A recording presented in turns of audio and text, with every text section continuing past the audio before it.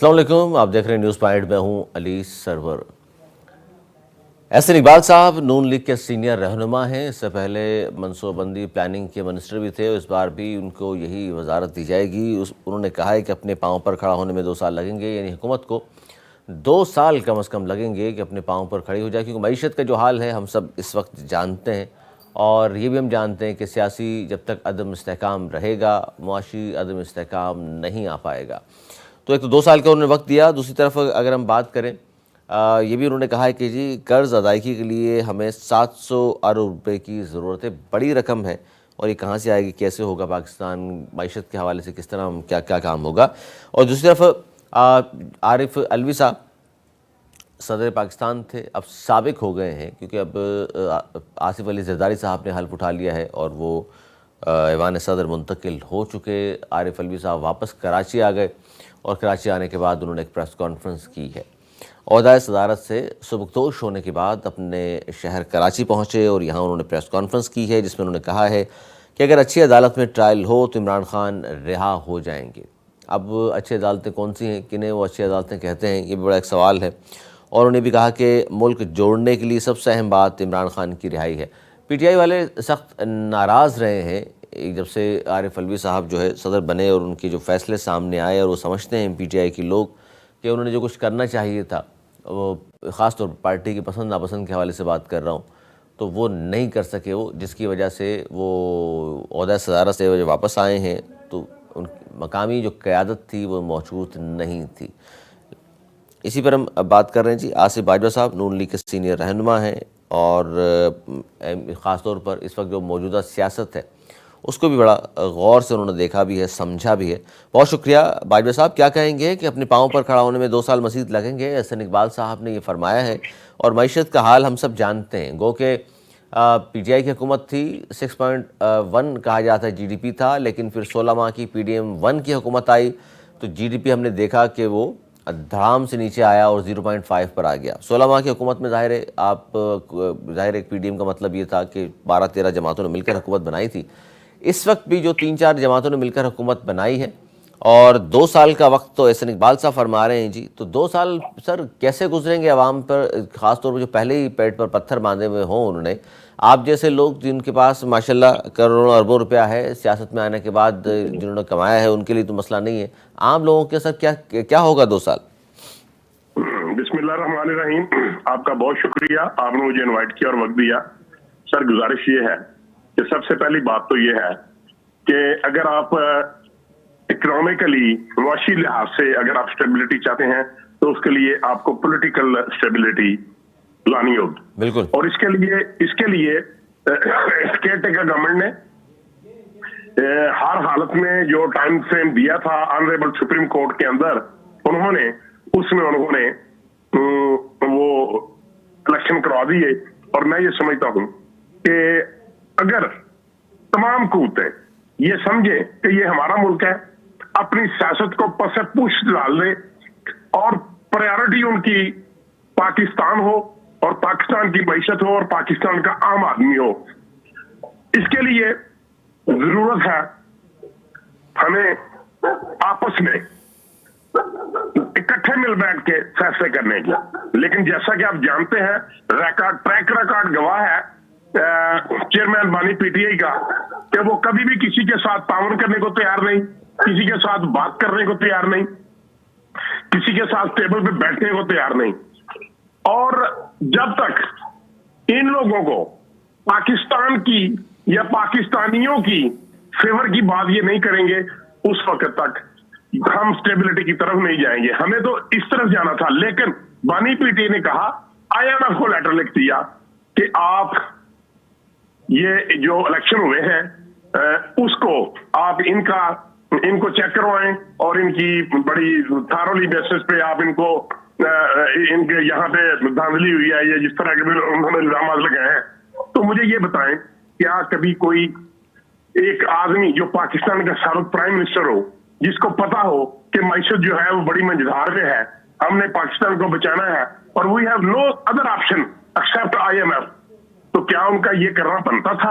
कतई तौर पर उनका था लेटर नहीं लिखना चाहिए था, बल्कि अगर वो पाकिस्तान के अवाम की पाकिस्तान की कौम की और इस मुल्क की बेहतरी चाहते हैं, तो उनको इस तरीके से उन्होंने कहा कि हम मिसाके मईशत करते हैं या हम मिसाके मुफाहमत करते हैं।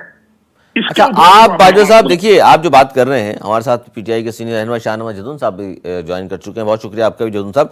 आप जो बात कर रहे हैं बाजवा साहब, देखिए उन्होंने ख़त लिखा है आईएमएफ को और आईएमएफ का जवाब भी आ गया। जो उन्होंने, आप समझ रहे थे कि शायद ख़त इसलिए लिखा है उन्होंने कि अब आपसे जवाब तलब होगा। पहली बात तो ये कि उन्होंने मना किया कि हमारा ये काम नहीं। दूसरी बात, खान साहब ने अगर ये बात लिखी है तो आपको क्यों डर हो गया अचानक कि लेटर लिख दिया है, पता नहीं क्या होगा, आप दोबारा हल्के खुल जाएंगे या क्रेडिबिलिटी पे नुकसान हो जाएगा, हमने जो जिस तरह भी हम असेंबली पहुंचे हैं, तो ये डर है आपको या कुछ और डर था आपको?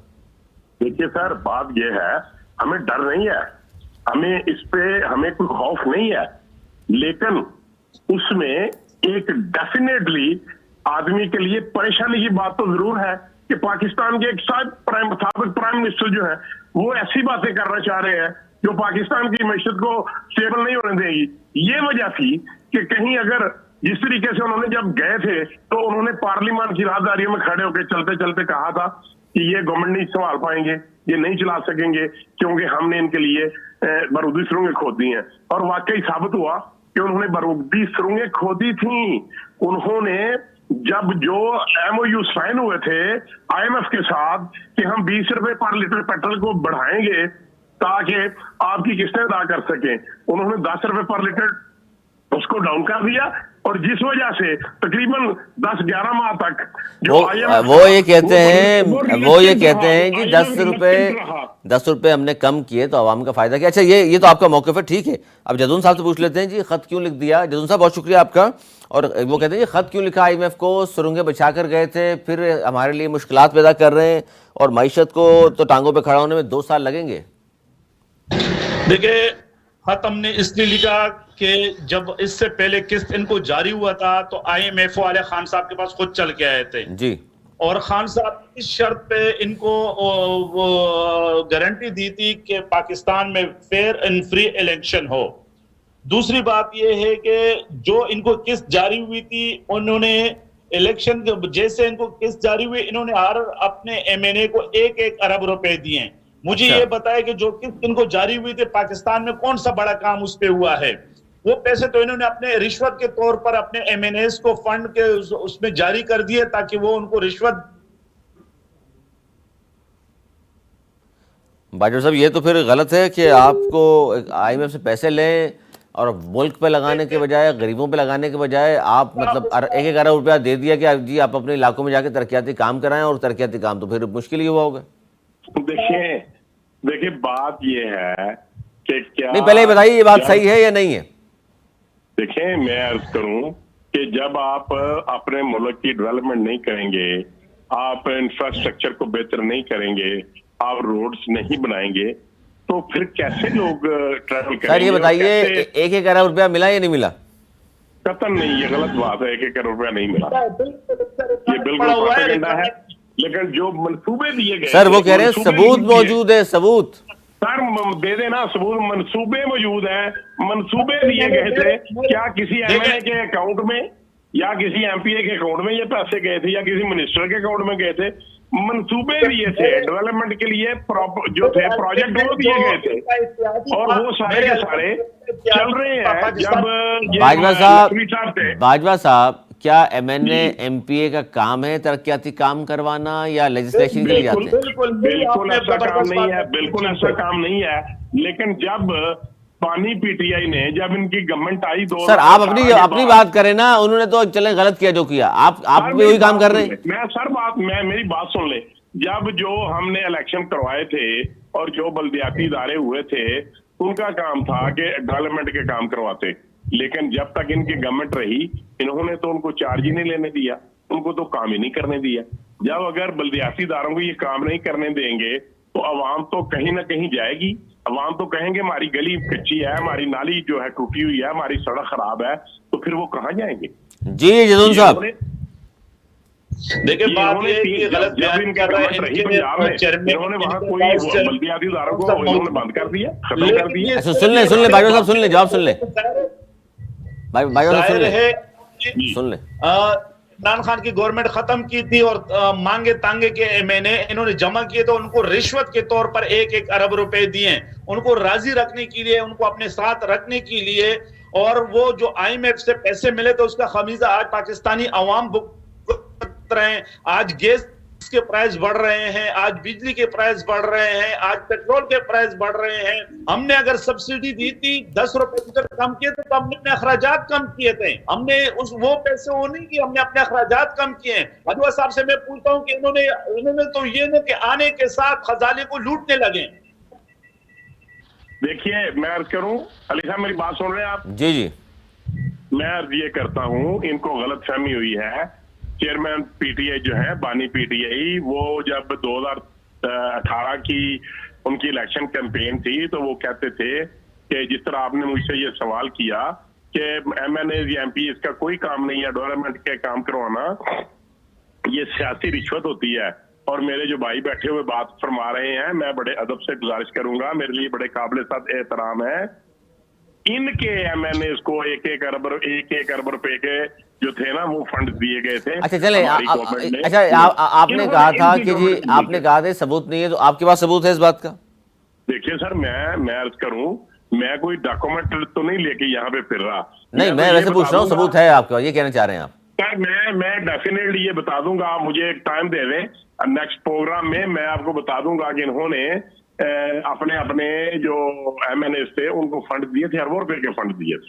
ये रिकॉर्ड की बात है और ये इनको भी पता है और आपको भी पता है और मुझे भी पता है कि इन्होंने अरबों रुपए दिए थे। जदून साहब, आप लोगों को मिले पैसे? बिल्कुल नहीं मिले। मैं खुद यहाँ एमपीए था और मेरे साथ जो एमएनए था पीपल्स पार्टी का था। मैं 4 साल अपने पार्टी से इमरान खान साहब से भी कई मरतबा मैंने रिक्वेस्ट की, मैंने गवर्नर जो हमारे थे उनके थ्रू असद उमर साहब से कि आप मेरे हल्का, क्योंकि मेरा हल्का बहुत ही पसमानदा है कराची के अंदर और यहाँ मसाइल बहुत हैं, लेकिन 1 रुपए का फंड मेरे फेडरल गवर्नमेंट ने मुझे नहीं दिया।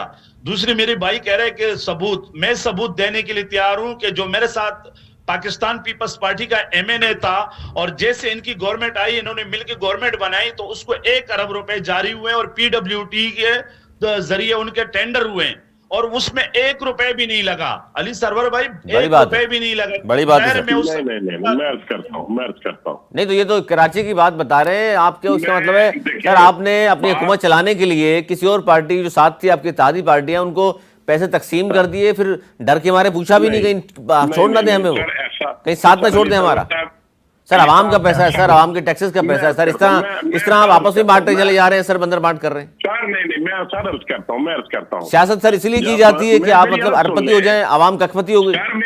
सर मेरी बात सुन ले, मैं आपको अर्ज करता हूँ, अगर कोई सर रमजान शुरू हो चुका है सर, सच बात होनी चाहिए सर। मैं अर्ज ये करता हूँ कि जब एक बजट का डॉक्यूमेंट तैयार होता है तो उस बजट में स्कीमें जो है उससे पहले तमाम एमएनए भाई साहब रमजान का एहतराम करते हुए बताइएगा।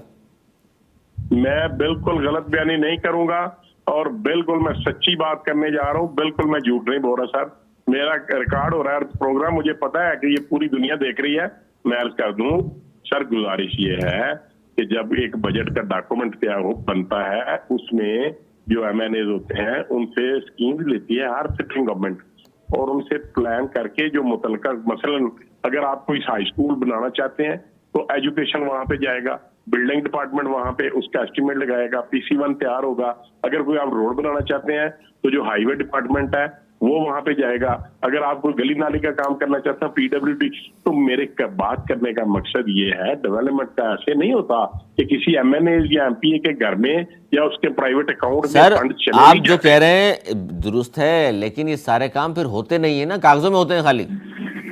मेरा भाई सही बोल रहे हैं, लेकिन हम ये कह रहे हैं कि आपने 1 अरब रुपए तौर पे ऐसा नहीं होता, वो ग्राउंड पे नहीं लगी ना, काम होते हैं वो ठेकेदार और ऐसा मिलके कोई भी गवर्नमेंट काम होते हुए नजर आते हैं। अच्छा चलिए ठीक है जी, जैदून साहब की सुन लेते हैं, जैदून साहब जवाब दे रहे हैं। मैं ये बोल रहा हूँ कि मेरा भाई सही बोल रहा है कि डायरेक्ट किसी एमएनए एमपीए के अकाउंट में नहीं आते हैं, लेकिन जो स्कीमें बनाई गई थी पीडब्ल्यूडी की थ्रू, वो ठेकेदार, उन ठेकेदारों के नाम पे वो पैसे निकाले गए, यानी 20-30% ठेकेदारों ने रखे, कुछ इदारे ने रखे और 50% उस एमएनए को उन्होंने पे कर दिए कि भाई ये ले ले, वही पैसा उन्होंने इलेक्शन में लगाया।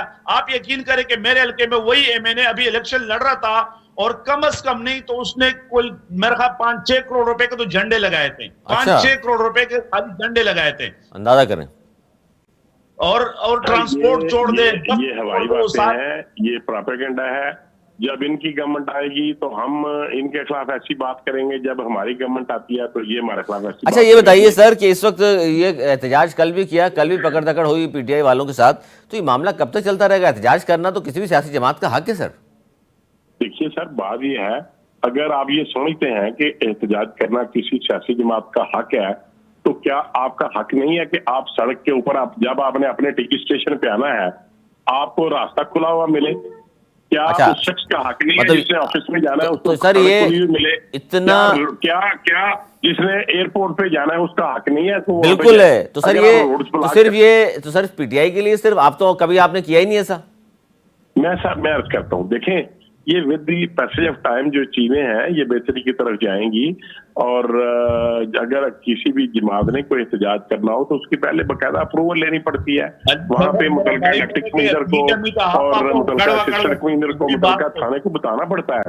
अच्छा, बताया नहीं था जी, इसलिए पकड़े गए सारे। जदून साहब की सुन ले, जदून साहब कराची में पकड़ हुई आपके साथ?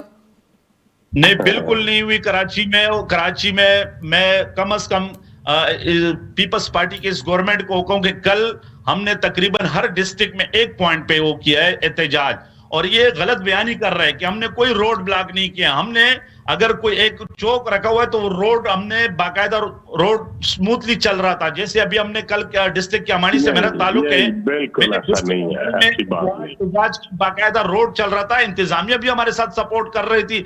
हमारा जो एहतजाज था घंटा 1.5-2 घंटे का एहतजाज था, और अमन तौर पर हमने अपना एहतजाज रिकॉर्ड करवा के पुरअमन तौर पर मुंतशिर होकर घर चले गए।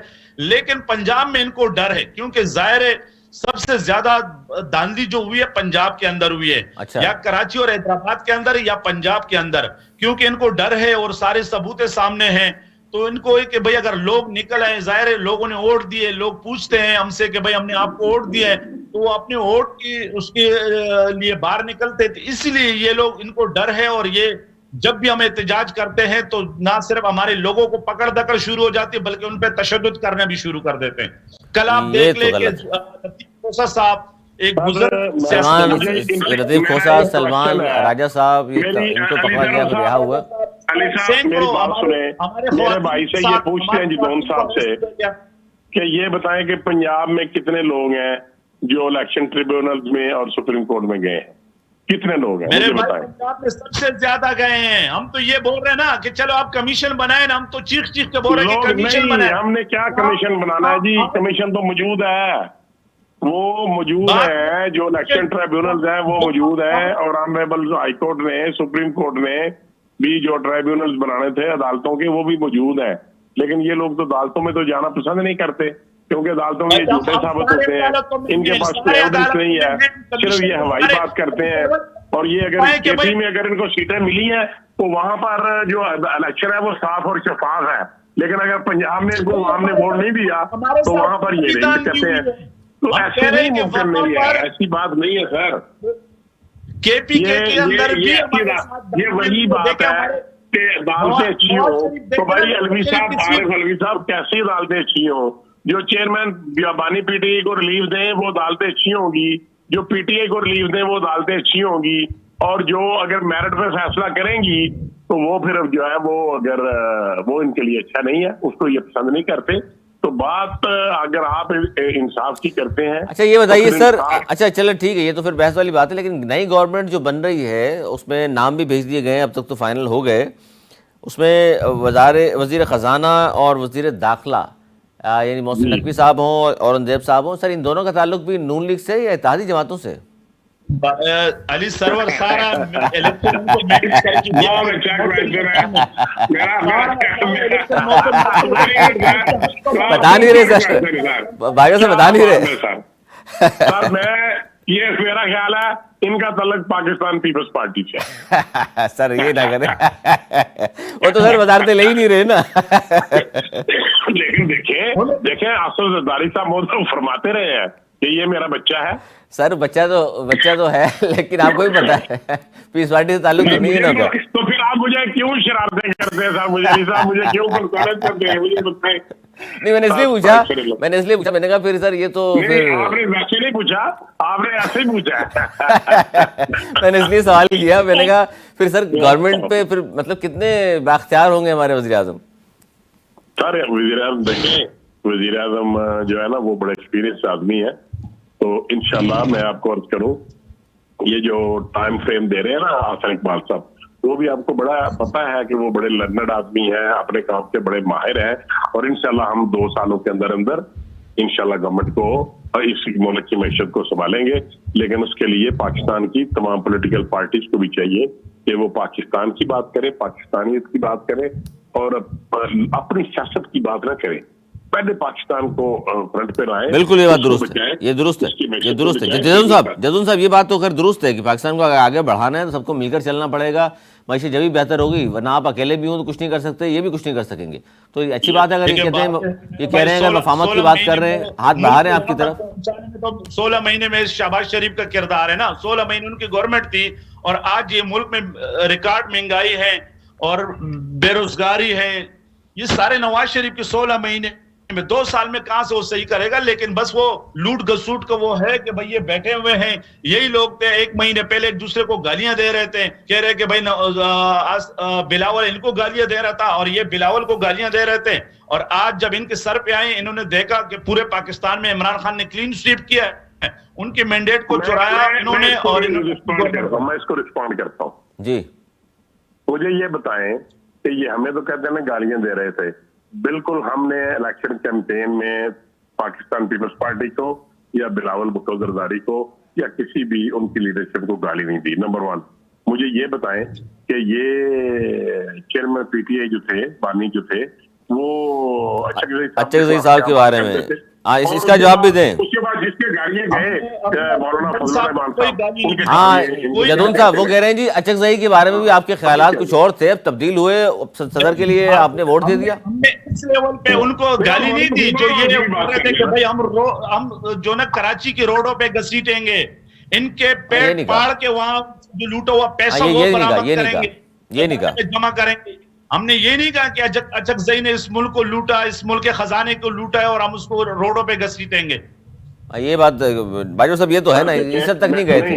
मैं देखे जो एथिक्स आदमी को चाहिए, एथिक्स में रहते हुए बात करें। अली साहब मेरी बात सुन लें साहब, एथिक्स ये कहते हैं कि अगर किसी शख्स से कोई बात गलत हो जाए या गलती सरजद हो जाए, अगर वो बैक कर ले, पार्डन कर ले, माफी मांग ले, माजरत कर लेनी चाहिए, माजरत कर लेनी चाहिए। तो माजरत कर ली,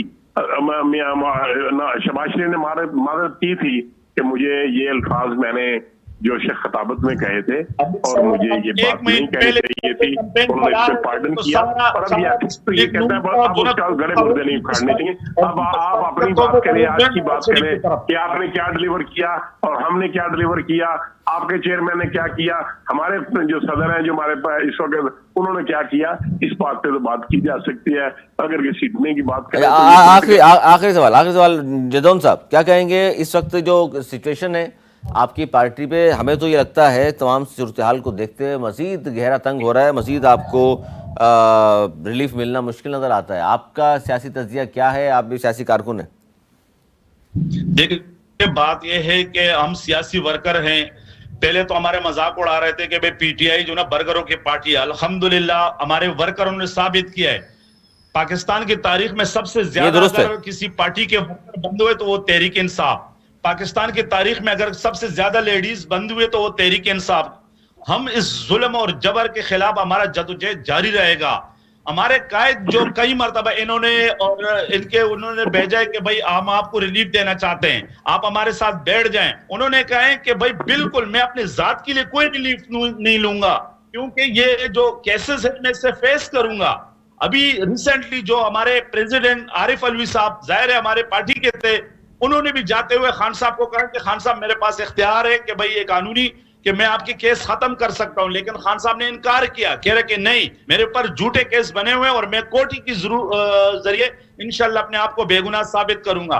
तो मेरे भाई हम तो जेलों के लिए भी तैयार हैं, हम तो कोड़े खाने के लिए भी तैयार हैं। हमारे साथ तो जो कुछ हुआ ये 2 साल में पाकिस्तान की तारीख में किसी सियासी वर्कर के साथ इतना नहीं हुआ है जितना हमारे साथ हुआ है। मैं आपको हमारे कहूं, ख्वातीन अंदर अली है। साहब, आप मुझे ये बताएं, यास्मीन राशिद साहिबा कैंसर सर्वाइव है, वो अंदर है। हमारी ये दूसरी खवातीन का थोड़ा एहतराम होना चाहिए, थोड़ा देखना चाहिए। अली साहब मैं अर्ज करूं। जी देखिए सर, ये कहते हैं कि हमारी पार्टी वर्करों की पार्टी है, ये फलान है ढिमकान है। देखिए हमारी पार्टी में वर्करों को भी पकड़ा इन्होंने, मियां नवाज शरीफ, मियां शहबाज साहब, मियां हमजा शहबाज, मरियम बीबी, ख्वाजा आसिफ साहब, हसन इकबाल साहब, शाह खान अब्बासी साहब, ख्वाजा साद रफीक, ख्वाजा सलमान रफीक, कामरान माइकल और इंजीनियर कमरुल इस्लाम, सब के सब पकड़े गए। किसी ने कोई प्रेस कॉन्फ्रेंस नहीं की। इनका तो कोई बंदा ठहरा ही नहीं, इनका तो कोई बंदा, ये सब चीखें मारते हैं, रोते हैं, पीटते हैं, भागे हैं। भाई फेस करो यार, फेस करो, अदालतों के ऊपर जाओ, अपने आप को बेगुनाह साबित करो। जब जी जदौन साहब, आखिरी कमेंट आपके। वो कह रहे साहब भाग गए आपके प्रेस कॉन्फ्रेंस कर करके। नून लीग के कमिटेड लोग थे, नजरियाती लोग थे, खड़े रहे। निशाना बनाएंगे तो फिर सुन ले भाई साहब, सुन ले भाई साहब, सुन ले, अब उसका जवाब भी सुन ले ना जदौन साहब। तो बात यह है कि हम तो बदंग दौल कहते हैं कि वोट इमरान खान का है। जो लोग हमें छोड़ के गए तो उनकी जमानतें जब्त हो गई। जितने बड़े बड़े नाम थे, आपने जहांगीर तरीन को देख लिया, जो कह रहे थे कि जहांगीर तरीन, उसकी जमानत जब्त हो गई। जितने भी हो गए थे, इमरान परवेज खटक की हालत आपने देख ली, आपने महमूद खान जो केपी का सीएम था उसकी हालत देख ली। बात यह कि आम वर्कर इमरान खान, हमारे पास ना निशान था, ना हमारे पास ना झंडा था, लेकिन इमरान खान की तस्वीर थी हमारे पास, और पाकिस्तानी अवाम ने हम पर एतमाद किया है। आप देख ले कि खुसरो बख्तियार का भाई एक आम पीटीआई के एक लेडी वर्कर है, उनसे हार रहा है। ये तब्दीली नहीं है। यहाँ जो भी है ना, ये इमरान खान है। अगर बड़े नाम थे तो पार्टी अल्हम्दुलिल्लाह आज भी मौजूद है। आज भी इतनी सख्तियों के बावजूद भी सबसे ज्यादा सीटें हमने हासिल की है, और तकरीबन कोई 80-90 सीटें हमसे छीनी गई, लेकिन उसके बावजूद भी हमारे पास 92-93 सीट्स हैं हमारे पास। बहुत शुक्रिया, बहुत शुक्रिया, बहुत शुक्रिया आसिफ बाजवा साहब, आपका बहुत शुक्रिया। शाहनवाज जदौन साहब, आपका बहुत शुक्रिया। नाज़रीन, आपका बहुत शुक्रिया। गुफ्तगू आपने सुनी, और ज़रूरत इसी अमर की है, इसी बात की है कि सब मिलजुल कर आगे बढ़ें, तभी पाकिस्तान तरक्की भी करेगा, अपने पाँव पर भी खड़ा हो जाएगा। और जाते जाते एक बार फिर आपको चांद रमज़ान मुबारक का नज़र आ गया। माह सियाम की आमद मुबारक हो आपको, इस दुआ के साथ कि आप तमाम लोगों को अल्लाह ताला अपने हिफ्ज़-ओ-मान में रखे और हिम्मत और तौफीक दे कि हम सब माह रमज़ान का भरपूर हक़ अदा कर सकें। इसी दुआ के साथ इजाज़त दीजिए। मौलाना निगहबान।